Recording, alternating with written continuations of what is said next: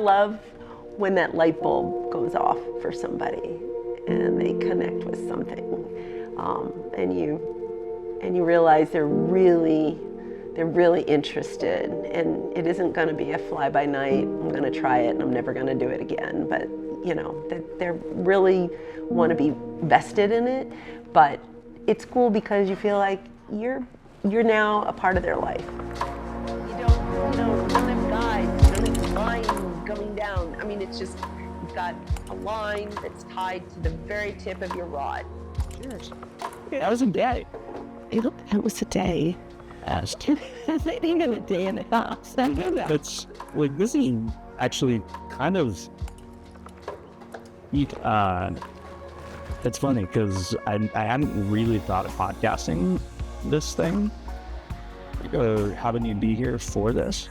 And so going in reverse, where we just did the school and then we're going to talk about it afterwards, or what would normally lead into the school, I actually kind of like it. It kind of shakes it up a little bit, but it also gives me so many more questions to ask that we don't have time for. We've got 7.5 minutes for me to ask questions and you answer. So I'd keep them all yes or no. Maybe I shouldn't speak. Then should I? Right? Because then you're gonna have to interrupt each other, not like. Oh my God. Karin, it was so rad having you up here. Thank you so much for coming. It was awesome. It was a real pleasure. The shop is great. Right now, everybody that came out was great. It's a welcoming. I think that's what we've been aiming for. Yeah.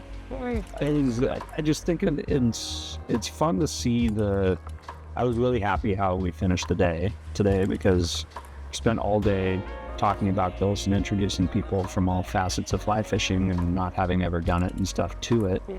But then to see everything burgeon within them individually in their own way, and then to have people come back here immediately and be like, I'm all in, chips, middle of the table. Tell me what I need. And what? I'm going tomorrow. Heads and pictures and just excited to get out and fish, like fly fish, and doing it with Tenkara. I thought it was a perfect end of the day. Well, it's pretty sweet, It was really fun watching you just own it in here. Literally, I love that. Like, just stepped away and just watching you do your stuff. It was so rad. Shouldn't it? Yeah, I know. It was so awesome enough. It was so fun to watch. I'm like, my God, if you just lived here. It's really, no, it's... Selfishly, I would say that. I love when that light bulb goes off for somebody and they connect with something. And you realize they're really interested, and it isn't going to be a fly-by-night, I'm going to try it, I'm never going to do it again. But, they really want to be vested in it. But it's cool because you feel like you're now a part of their life. Like you've touched their life.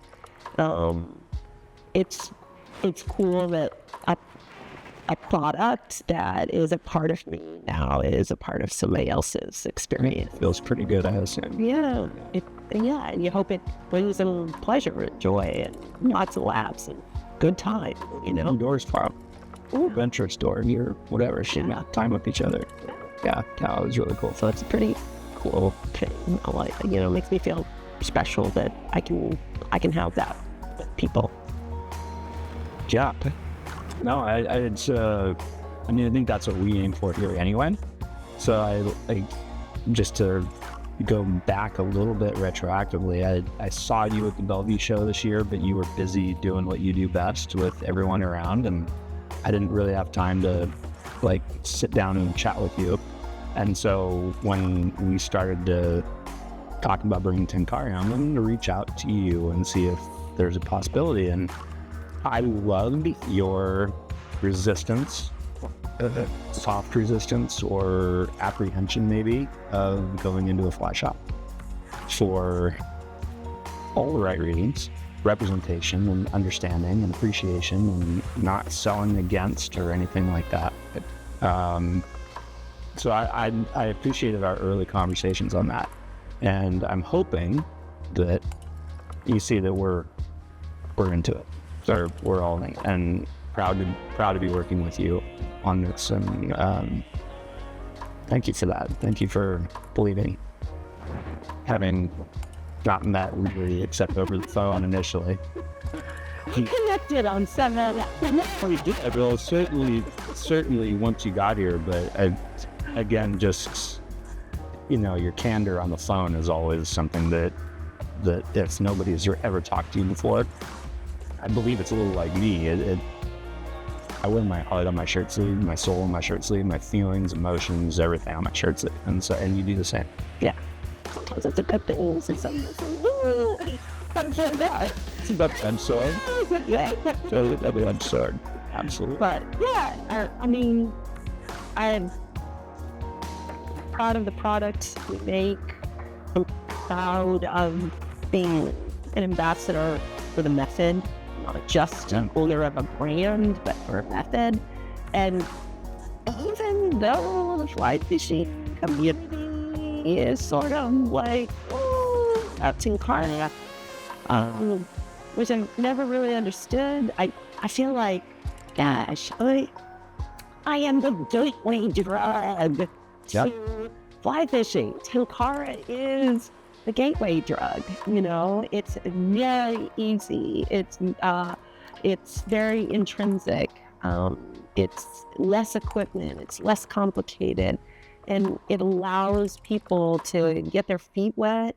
If they're not sure or they're new, and experience it. And because it's less complicated, the learning trajectory is faster.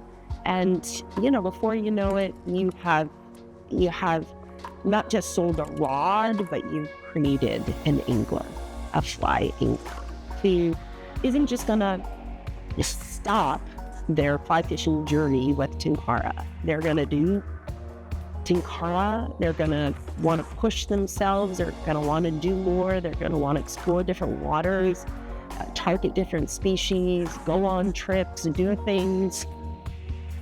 And through that, they're going to go into all the different other facets of fly fishing.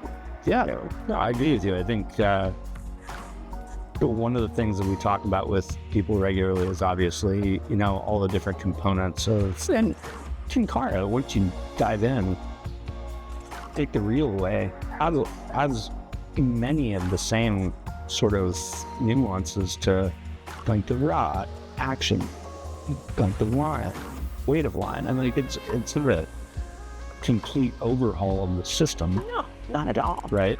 And, I think that sitting there watching you today, one of the greater appreciations that I have that you brought front and center was fish management as far as playing. I didn't. So it was like we captured all that on video, and Casey, our new CMO of EWA over there, is gonna magically craft something that's gonna express that. But I think the whole managing how we play fish is something that has become more prominent in our culture, right? In fly fishing. It has to be. Has to be. If Totally agree. we want to continue to fish. I mean, we value those. I hate this term because anyway, I call them business partners sometimes. A business without them, so you have to take care of them. It has to be a win-win situation. Exactly right. And I just thought how you addressed that today was so spot on that I hope that the people that watch and see what we shot and recorded today listen, and when you do come back, which I'm hoping you do, will come and we can focus more on that facet of what Tenkara teaches you as far as the flying. Yeah. Because I think that's huge. It's just not talked about. No, it's not. We don't want to. No. Well, not mainstream. I'm trying. It's just not mainstream. Land to fish fast. but I didn't see my back. Like, I didn't get to see my back in moments. It's a whole other story. Right. And on some of those fish, it's like, well, if you're seeing your back on that fish, then you're not doing something right. Yeah, you just have to understand the physics of how to play the fish, right? Yeah. There's an element there to fiddle around with. No. That can be argued until we're blue in the face. But anyway, What you love. I love that. Yeah. So, you want to make sure that if you're practicing catch and release, that when you release them, that they're going to live, right? Because catch and release and die, and Brad's point of view, right? It's just an inherent part of it, and the fact we do it, there's definitely people that don't agree with it, and you can't really discount that at all. I agree with that too. But for those of us that choose the catch and release sort of methodology, well, I'm gonna kill it, then kill it. Kill it, yeah, absolutely. Yeah. Then It's still, are you gonna torture it by playing it very long? I just want to get it and be done. right, exactly. Right.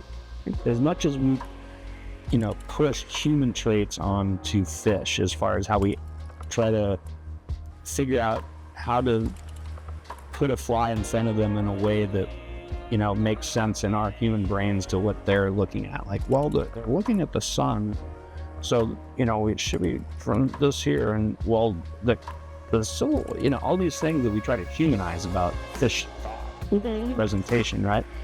And at the end of the day, like, okay, well, you did all of this, and if you're gonna kill it, you're gonna dehumanize it and make a sport out of it, and be like, I don't know. That's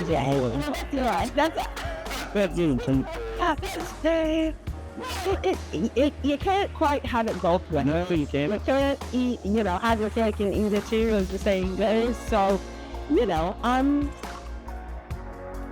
not I don't generally catch and kill, but if I, occasionally I do, if I'm eating it or, that type of thing. I've landed grouper and had sushi on the boat, and it was incredible. But again, if you're doing that, it's like hunting, right? If you're hunting, you're killing it, but you're not. That's that. You meant first, right? Jesus, You're trying to take it down quickly on your first shot would be done with it. Well, I mean, and be known about it. So ideally, right. Yep. So you, I'm just gonna go ahead and throw you back. Oops. Because I want to cover this just a little bit. Like, again, going sort of in reverse order. Where did ZenTenkara come from? In 7 words. 7? I'm kidding. I'm so kidding. Not 7 words. Yeah, no. Yeah. Just in general, because I know it's a huge long story, but just in general. It came from falling in love with the method. I mean, that's the shortest version. Cool. Exposure to it, when it was first introduced to the U.S., it was like this aha moment for me, and because you always loved fly fishing, correct? Again, so it's really good. I was, that was my title, The Reluctant Anglers. Seems like a t-shirt or something. I think that's like a book. Yeah, that's going to be the name of my Tenkara book, The Reluctant Angler.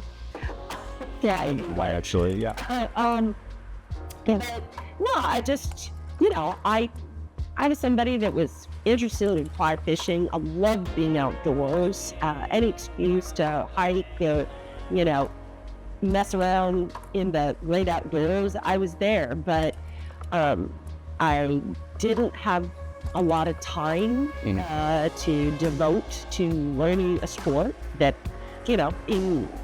as an adult, it's not like I had been exposed to it all my life, or as a youth. I didn't grow up with a dad or a grandpa who, passed down the art of fly fishing to me. I didn't even spin fish.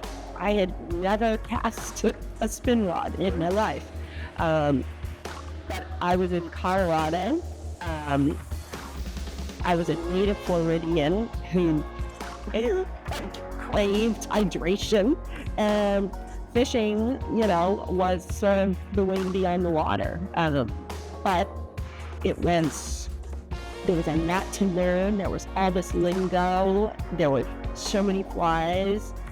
It took time to get to the water. It took time to set the rod up. I didn't know what any of it meant or what I was doing, and I'm a little type A, and so, Oh, sorry. I supposed to 37 and a half hours. I'm already questioning my comments. Whatever I do, I like to do it well and excel at it. And Cheers to that. it was just frustrating, and I wasn't making any progress. And I spent the whole day untying knots and trying to tie on flies, like hairs, tying hairs with hairs. And You're everyone's stereotypical sort of initial introduction to fly fishing. absolutely. Frustration on steroids. Yes, that was it. And I was like, this, I have limited leisure time, and this is not relaxing or pleasureful. You've coined so many phrases in This is not leisureful, We're not in leisure time. Yeah, I mean, very true. And so when I was exposed to Tenkara, it was just like, that's it. That's the setup. Like, this is it. That's the cast. There's no mending. There's this. And I just, it made sense to me. And I was, coordinated enough that I picked it up quickly and I started catching fish, right? And that's just, I think it's like an adjustment. Where's the carrot? If there's no carrot, then I'm not going to keep doing this. Like, that's frustrating. When it's a little frustrating, but you're getting reward, then you want to keep it going. And Fishing here? Yeah, absolutely. And the frustration gets less, and the reward becomes greater and greater. And so I was like, Colorado is a perfect place. Most of the water is 30 feet across, and we've got a 20-foot rod, I'm 3/4 of the way as possible. It's my rod. Yeah. So it just, it just clicked, and it made sense, and it was a huge learning curve. What year was this? This was like 2011, 2000, I say that the Pinocchio effect was like 2012. It became like a real boy. Okay. 2011, it was more, I've got these rods. Can I interest you in something? Right. It's sort You got some candy. Yes, it's okay. That sounds full. That sounds, I can't believe I even said that. Oh my God. Anyway. So 2013. 12. 2012. Yeah. Okay. When did you land with your first rod that you designed? What had That year that you landed with your first rod, which one was it? That was our Zocco. Your Zocco. Cool. Yeah. We went with a traditional 12-foot rod. And there was, like I said, there was a lot of learning from that. And from that first rod, we ventured out. What was that process, Benny? I mean, holy cow, you and I can talk about this all night. Natalie's like, where the hell are you? So Zocco, what was the next rod and why? Well, there was the original Tenkara company, Tenkara USA. Right. Yep. They were in California. Yep. And Who ran that? That was Daniel. Daniel. Yeah. And, you know, we were accused of copying and, you know, that type of thing. And really wanted to set ourselves apart, you know. Had slightly different philosophies on the method and application and use. And briefly. Okay. Scott. Tenkara USA's foundation was a very traditional That's exactly. They were coming from a very Japanese sort of center. Exactly. Yeah. You know, small fish, trout, mountain streams, fast-moving water, you know, short ones. Yes, you know. Filled line. Filled lines or the Tenkara ribbon lines, which is the 4-carbon, you know, and Into that sort of setting. Yes. Yes. Tight line, tip line, you know, cool. And by that time, I felt like, you know, I was landing some pretty good fish on the rod and Osaka and thinking, wow. And they, yeah, what's the biggest fish in Colorado, you know? Right. Yeah, it's caught. Sure. And that is like, if I was gonna go for mass, then, you know, it was like, we'll land a carp. Well, I mean, that's kind of funny too. Eating carp.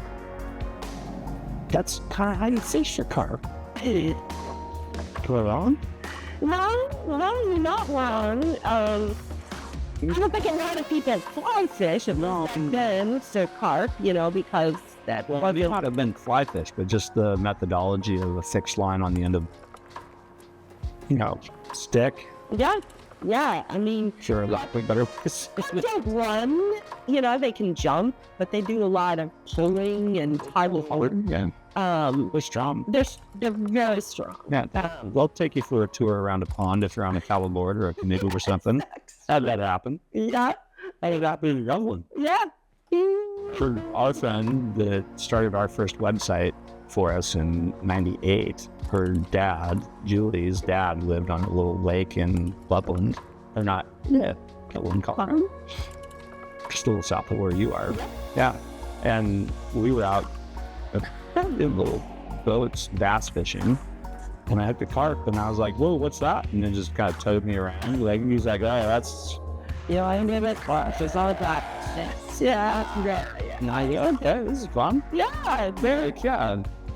The Smiths and the Jones and showed me all the houses around the lake. It was like, oh, this is cool. Right on. What's the going gratuity rate for a tour around the lake? I'll let you go. fly. I let you go. Okay, that's cool. Yeah, so we designed the Kyojin rod, and to be perfectly honest, it was kind of an overbuild for most of the carp in Colorado. Okay. You go up to what is the reservoir in Wyoming? Get done. Pathfinder? Which is Pathfinder with the carp? And so, Well, there it's like flats fishing. So it's like, you'll see like the 18-pound carp, they're schools. You go out on a flats boat, somebody's following you, and you're sight fishing. And those are big carp. Those were massive carp. Yeah. And the Kyojin was landing on, you know. Of course. Who was fishing those? It's originally like Mark Bowman. okay. He was the original North Flat. Or the fly shot. Yeah. And outlet Mark. Yeah. Good dude. Yeah. And, you know, he kind of crazy, but it was like, that's good. He learned to feed fish himself, and, you know, he's like, yeah, we can do this. We can do this. Like, this is really awesome. But of course, then way back then, the Tenkara community said, "Oh, that's what a Tenkara." You're landing a carp on a giant rod, so that's not Tenkara. Okay. And, so we kind of progressed from there. And I don't know. So that was your second rod. That was the second rod. The third. The third was the small one? The Suzumi. The tri-zoom. Super small one. Yeah. Right? Yeah. Well, no, it was tri-zoom. Yep, the tri-zoom. Okay. But, and that's a beautiful rod. And it's our most popular rod. People love it, and it's beautiful. And then it was the Sagi. Okay. Which for many, many years, it was my favorite rod. It's 13 and a half feet, but it's like, if you could cast honey, you can cast honey. When do you stop with the little nuggets of things that you say? If you can cast honey, you could know. Someone's the 8 people that will listen to this podcast, one of them will come in here and I'll tell them it's like casting honey, and they're like, "Fuck you! That is fucking Karen's line. You don't get to take credit for that." That's such a great line. I love it. It's such a it is. It's very elegant and graceful. It's smooth in a very kind of. Humidity has different viscosities, right? Yeah. And so the honey part is why that makes so much sense, because it's not. It's rapid. Casting honey. Yeah. Why rich rice? That's just so good. Yes, I'm going to make sure you get credit for that. I promise. I love that rod, and it. I just really enjoyed it. And I love that's kind of when I fell in love with casting longer lines on Tenkara and started saying, how long I can actually cast. So what was it that drove you to start wanting to cast longer lines? Because that's a topic, and I don't want to spend an hour on that, but well, some of the sight fishing, for the carp, one would pull around, but then, at certain points, because it was a shorter setup, then we'd have to get out and walk wade and try and sync up and get in a little closer. It was wow, if I had a lot of business, things would be a lot easier, Well, it's funny you say that, because I think early on, what I heard from Tenkara was all the people were always well, if I want to cast there, I have to either change my line or I have to telescope myself. I have to walk up to it. And so, duh. Right? That's, I mean, duh, yeah. There's still an element of that. Yeah. You can cast a whole lot longer line than most people think. You just have to understand how to pick that line up and get it moving. But then, it's very rhythmic. It's a very relaxing, on all the rods. Yeah. The cast, when you're casting longer lines, it's so... Donut shop just had someone fall. No, I think that's a really good point, because if you think about if you're your rod's 13 and your line is 25, and the normal person's using a 9-footer or maybe shorter or something like this, and they're going to pick line up and make multiple casts in order to get that distance back out there anyway. Mm-hmm. And here you're just picking up in one cast if you understand what you're doing. But that's done. And then I use this all the time. My sarcasm just bleeds so heavy on this, but we're gonna fish it. A lot of new and on the clear flies in the water, just you're fishing. Right. It's a lot better way to say it. There. It's efficient. It's just an efficient method of fishing. It is. And, a lot of people are surprised since I own a Tenkara company and that I fish with a rod and reel, but I do. And Why? Why? Well, Just to challenge the poke the bear, if you will. Challenge. yeah, I mean, I enjoy it.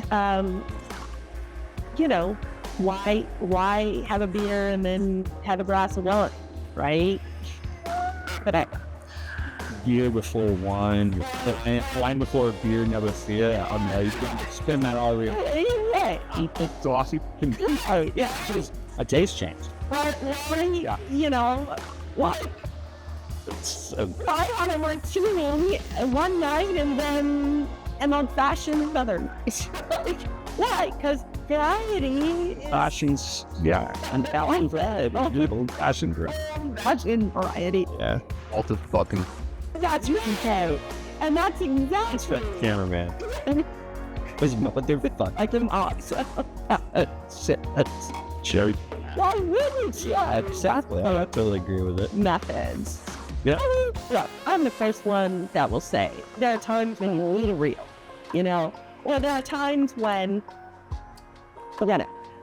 in the seashells, casting at GTs, right? You work hard to find those GTs, and I'm not gonna, watch them, you know, like that type of thing. I'm not gonna see if I can do this on a Tenkara rod. I want to land this, and To me, that wants to blow one of those rods up on the knees. I would be like, no. I wear glasses and Kevlar suit so the shards of graphite don't spear me, but like, it's I'm stupid enough. I've cast at women shots. You know, when it's slow on. Like you put a stick the size of this mug right above the handle. You hook the GT, and you keep your angle you were talking about, like, and like boy, and it drives. that fish wants to leave the Pacific and go to the Indian Ocean. So instead, what I'm gonna do is I'm just gonna throw it, and we'll just follow the float. It could, but that's not. I'm kidding. I'm kidding. That's like, you know. I'll give that. It's point with him. That's a whole other story. Yeah. Getting me throw.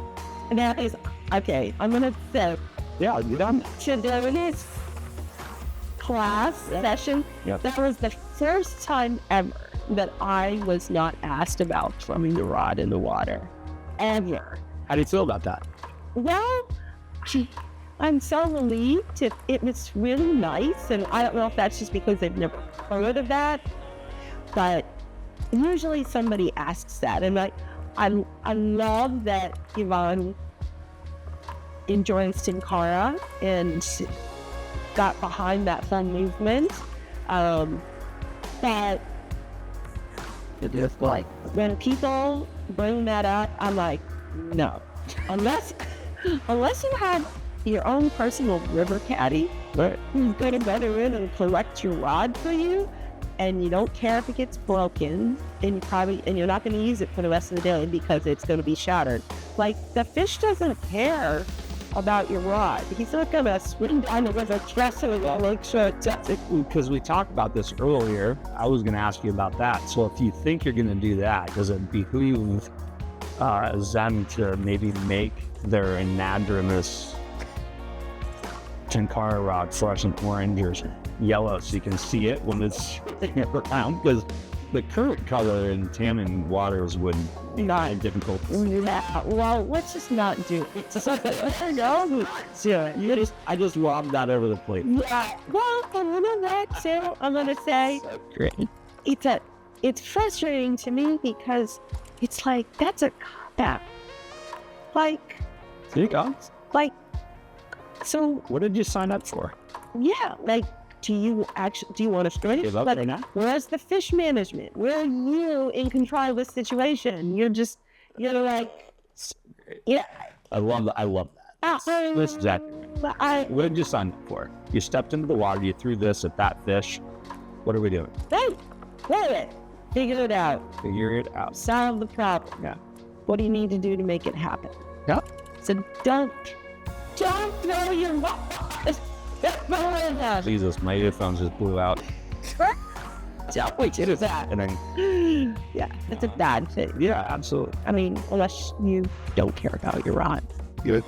Well, no, I didn't shop the rod. Like, I really like the idea of what you just started with. Like, calculate what it is you're signing up. We talked about this in the class today. Yeah. I throw 20-pound tippet at bonefish, and most of the guides I run into are like, no. I'm like, no, yeah. Actually, I'm going to counter that and say, yeah.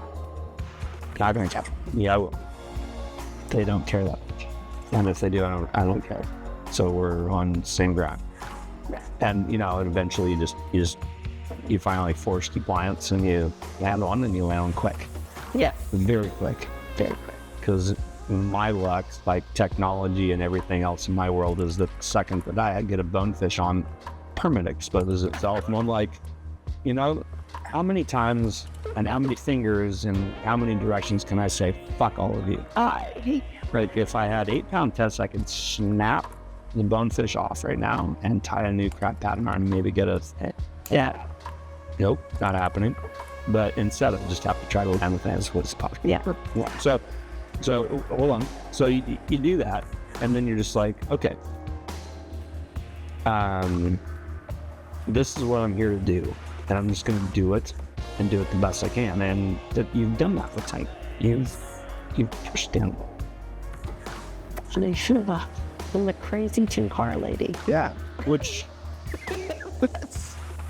sometimes you don't have more people like asking you about this.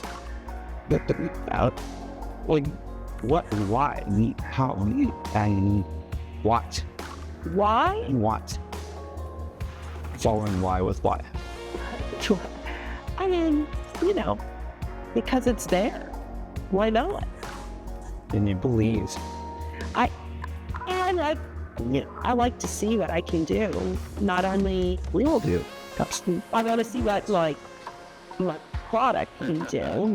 That's what I'm talking about. I want to push the limit. I want to understand that rod. I want to know where it can go. I want to know when it breaks, where it breaks, why it breaks.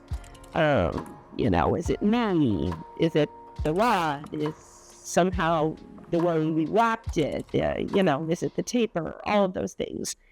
So you learn a lot by breaking shit. Yep. You do.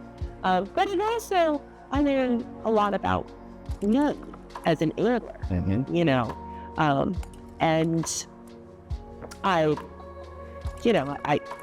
think I set out with a lot of the saltwater Tenkara that I've done, honestly, not expecting to be successful. I mean, Being realistic. I was like, okay. And I had no saltwater experience either. The first time I went out, it was like, I've never done this. And I tried some bonefish down in the Keys, and actually we didn't get into any bonefish. But that I did land a tarpon and some shark. And so I was like, okay, I didn't get the bonefish, not because I aimed at it. You have a tarpon. Tarpon, the first tarpon I ever landed. 5 to 10 pounds, 8 pounds, 6 pounds. What is Sure. that? Sure. Man. Baby set. Yeah, not a, not, it's not a big guy, a little concept. Bowing to the tarpon on a 6th length of line is kind of fun. I mean, we do that anyway, right? But yeah. It's just sick. That's the water that doesn't get to run. You just gotta bow again. Yeah, I didn't know what I was doing. And it's just, and I was like, and he had never seen it in Alone. So we would invite like the blades. Well, I'm just even thinking about that. Yeah. Yeah, It's kind of fun. but it somehow I managed, and we were both like, got a little speechless. Like, we knew that that's understood how it happened, but we had the fish, and it was done. and did bonnethead and hammerhead shark until I got cocky and was like, oh, I'm landing on these fish and this isn't that hard.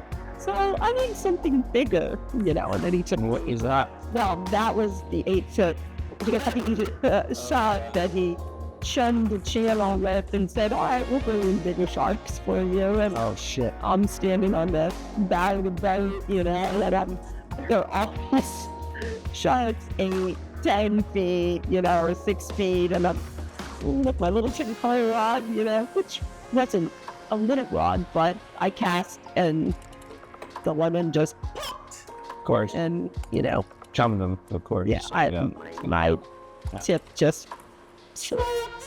I watched it go down with my line in the water, and I said, I'm not going to retrieve that. So I think it's time to go home. Yeah, I'm not going to ask it for it back. No, that was it. Yeah. But that was sort of, you know, the start of it. And because it was a more successful trip than I ever anticipated, then the next trip was down to Mexico to do triathlons. And the first time it was like, all right, I want to try this on a rod and reel first, because everybody was telling me I was going to end up in Cuba. No, Jesus. And I needed leather gloves because when I tried to turn them in, matches were going to be shredded. Can I just ask who in the F said that? A lot of people. Oh my A God. lot of. You know what that ain't? Can I just get really quickly? Like, I hate soapboxes, but my favorite thing to do is just when I'm in other stores around the country and is just sit in the corner and listen. And I think that whole transition from freshwater to saltwater is one of the most fascinating things to listen to. And you know what? I get it. Not everybody's done it. But can we? I literally was in a shop in Montana and I heard this kid telling some woman, or I can't remember, yeah, it was a woman or her husband, that in order to fish for bonefish, she needed to hit a moving target at 70 feet that was the size of a frisbee moving 20 miles an hour, and they should expect a headwind. Shoot. And I literally am like, they're not gonna go on. Oh yeah, that's it. And I mean, and I'm a Might not correct. and Shit, and I literally am just like, okay, so I understand now the fabrication of the, and you know what? I will embellish like there's no tomorrow on things when it suits, and when it suits, and when it tells the story that's going to excite and ignite people to want to do things. That's what we're here to do. That's literally what we're here to do. But when it paints a picture of something that's insurmountable, that makes people question whether they're capable of even experiencing what everybody, you know, sees on Instagram and in magazines and stuff, that's when I start to get a little protective of what our sport portrays. I have a little bit of an issue with it. Yeah. Because that's not not even your sub-average flag machine fans. And there's a couple of guys out there, and you know, I'm not perfect by any means. And there's a couple of guides, Travis at Soulfly would absolutely smack me on the top of the head with his push pull again, as would Rankin down at Honduras. Yeah. So claiming that I'm perfect. You have effed more goddamn easy ass shots up at fish, and you talked about it today. Travis hit me in my head so I've been push pull. It was like, I don't think I want you on my boat anymore. I can't handle this. Get off. It just, I think we're done. You know, and of course Travis is not like that, but No. the sentiment was probably there. It's something, but that was that's kind of the reason I'm bringing that up, is I think that there's a lot of that stigma with Tenkara, for one, and for two, within Tenkara and outwardly into the rest of the sport. Man, this bit's not that hard to start. Am I wrong? Like, Fly fish out. yes. You good. Typical moments. You're talking to the reluctant angler. Sorry, I forgot about that. Yeah. I mean, you know, there's a skill set, and there is an art to it, and there are a lot of layers. It isn't just like, learn to do this and you're going to catch fish. You know, there's a lot more that goes into it. But Does Tenkara breach that gap, or help breach that gap for somebody that's you know, I think Tenkara is just less complicated. It's very straightforward. You know, it's like, you got a rod, you got a line, you tie a fly on, and you do this. Yes, that's it. And, you know, you didn't have all this other stuff. For the sound, you don't need a stripping basket. What's So it's actually pretty damn cool. And you're shooting the reel. You don't have guides. You don't have line going down. I mean, it's just, you've got a line that's tied to the very tip of your rod. And you point that tip, and that line, That's actually a really good point. it becomes an extension of the line. To wind down the guides is an issue, and people don't talk about it much. But if your backcast is inefficient, then you can have inefficient backcasts. But with a regular fly rod and line, when you have an inefficient backcast, especially at a certain distance, you will have lines slide back down the rod while you're hovering in your backcast waiting for your forward cast. It's just that much more slack that the rod tip has to pick up and tighten before it comes to its forward stopping point, which really messes up a lot of people's forward casts. Well, you lose all that energy. You lose almost, and so at some distance you just don't catch up to it, and it just piles up. Tenkara don't have that problem. It's actually pretty rad. We can do some pretty sweet casting on a Tenkara rod. And it's a long lines. They said there's something, you know, I put a Tenkara rod in somebody's hand, and a short light line, a traditional Tenkara setup, you have to adjust your cast. You're still casting. You're just adjusting for the line length and for the line weight. With the slightly heavier lines, like our fusion lines, it is so relaxing and calming to cast the rod. I mean, you know, I was watching you today with that 25-foot line on the Suzuki. Yeah, and it's like, you know, at fly fishing shows or at, you know, different events, you put that rod in somebody's hand and they start casting. And like 15 minutes later, they're like transfixed. They're like, I can't stop. This is like so awesome. And it's like you become one with the rod in a, you know, in a minimalistic way. Because I know on my rod and reel, there are times when, you know, I'm 2 days into like a saltwater trip and I got all the jitters out and we've seen a lot of fish, and so I'm casting all day. It's not like I haven't cast in, you know, 2 hours and I was under a fish, and that's when everything like throws and gets fucked up because you so want that cat to be perfect that you Speak for yourself. one shot. Yeah. When it's one of those on days and you're taking casts at, you know, everything, you're gonna ban fish, Yeah. right? Not just the permit or the GT or whatever. and you're catching and landing, you get into a groove, right? That smooth, you know, that rod is just part of you. And you just, back cast, forward cast, you're on. I think that just happens so much faster. I couldn't agree with you more. So as we're going through this conversation, I realized that I actually want to ask you about 150 different things, and we don't have time for it because you leave tomorrow. So this will have to be a two-part, because I actually want to go through more of the technical side of the Tenkara the next time we do this. Yeah.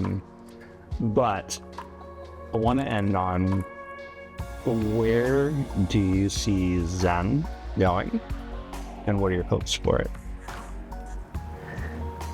Oh, I go back and forth sometimes. Of course. Small business owner, how can you not present your soul sitting out there? Yeah. Yeah.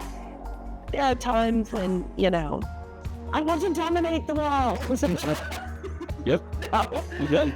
It's just, you know, it's sort of that, you know, be careful what you wish for, because then all of a sudden everything changes, or can change. And, you know, we're a small company, and Yeah. I mean, you know, I want to make a living, I want to pay my bills, right? Like, that's what we all want. We want to be able to live. We monitor have to have it. Right. Yeah. But I also love being a small company and being intimately involved in the day in and the day out, and answering emails and picking up a phone and calling back customers, and you know, having eyes on everything. So something is going out the door and it's like, what? You know, that's a strange combination, you know, and let me look at that. Oh, this is a new customer. They've never placed an order for us. I'm like, I wonder if I should call them, because I'm not sure if that's a good combination, you know, and taking the time to say, hey, I noticed this is, you know, a first order, and you maybe pairing this rod with this line, you know, I'm just, you know, and maybe they say, oh, it's for another rod I have from another brand, or maybe it's like, oh, well, this is what I want to do, is that, and it's like, well, and the appreciation you hear from that customer that is like, wow, I can't believe you did that. That was so awesome. And it's like, well, I want you to be successful out there, you know, like this, I want you to have fun and not be frustrated. So we want to make sure that you're set up right. So I don't want to lose that. That to me is key, you know, however large we grow. I mean, Tenkara is still in its infancy, and it's gaining traction, and it's slowly growing. It's not exploding, but every year it's just like a steady, you know, it's the tortoise. The tortoise is there, and that's very comfortable and manageable. So I feel like, you know, we're on a good path, and I want to, you know, keep steady in where we are. And the minute that I can't provide the customer service behind the product, that's when I say, okay, we have to reassess this, you know.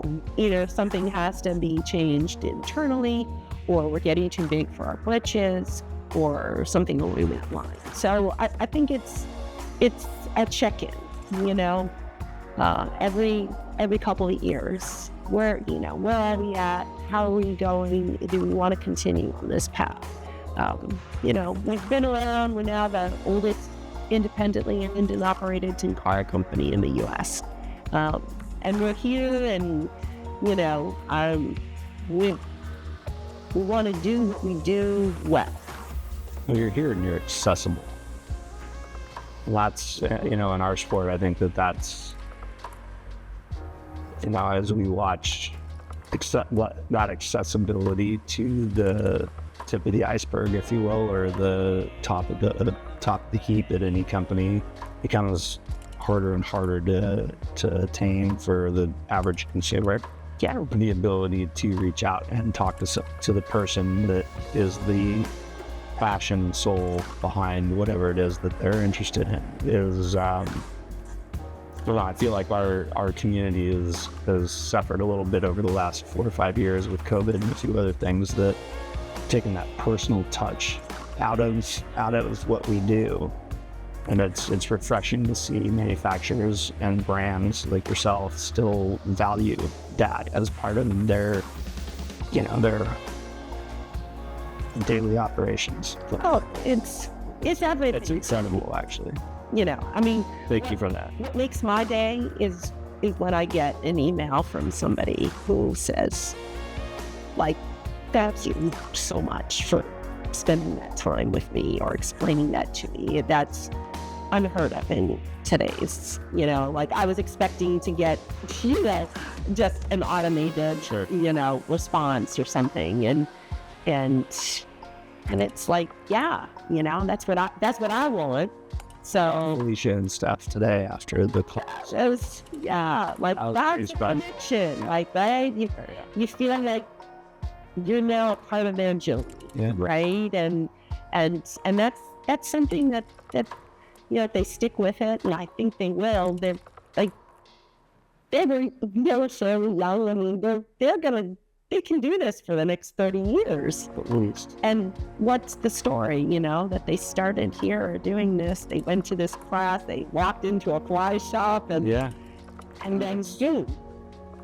No, I mean, I kind of wanted to that's why I brought it up. I kind of wanted to end on that. I think that me personally, I wanted to see, you took a leap of faith coming up here to do this with us, and I was really proud to see that whole exchange happen throughout the entire day. I mean, that was the longest sales pitch for a fly rod in the world. Let's just be honest. But at the end of the day, like you just said, you affected something with them that resonated, and we got to watch it all transpire, and it was pretty special. It was very special. Yeah, it was tough. I mean, That's why I do what I do. and that's what drives me. I mean, And it's why I asked you to come up here, was for literally that moment. So it was awesome. Yeah. Thank you for that. well, thanks for having me. That was so awesome. It was so great having. It's been a We while. had so many more conversations that I know, it's so cool. Karin, thank you for all of it, everything you do every day, and what you've done, what you're gonna do, and for being here, trusting me and EWA, and coming up to do this. I can't wait to have you back up. Yeah, Now. let's go have dinner and sleep. Yes. Well, you wasted a lot of oxygen. You wasted it. Not wasted. You expended a lot of CO2 today. What an energy. Yeah, it was so awesome. It was so good. Yeah, it was fun. And it was fun that people were engaged the entire time. So that was really awesome. You do a great job of that, though. Like, it's hard not to be engaged when the person that's delivering is engaged themselves. So we're good. I think we should end on the the Tenkara. Yeah, you do the little, like, the Maori way, like, Tenkara. you said it. You could do it. Yeah. It's up to you. You lead it. Yeah. So, are we doing it? Are we doing it? Sure. All right. On the count of 3. 1, 2, 3. Yeah.